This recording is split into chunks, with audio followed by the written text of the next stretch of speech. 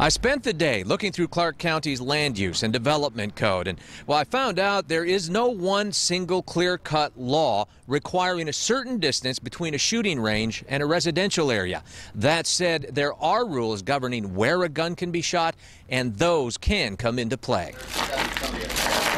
Mike Sperling showed us the shells that he's found in his backyard. He and his wife are still sure it was a bullet that grazed her head last month. Had explosion in my head and my ears were ringing. They live right next door to Clark Rifles in Brush Prairie.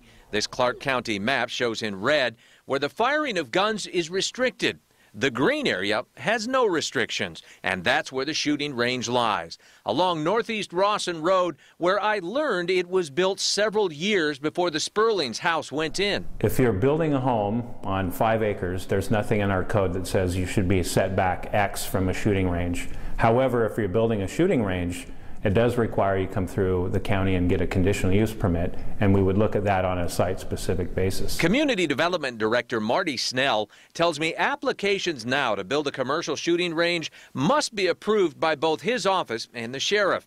It'll get approval if they find adequate provision is made to ensure the safety of residents surrounding the area and location and operation of the shooting range is in compliance with zoning regulations.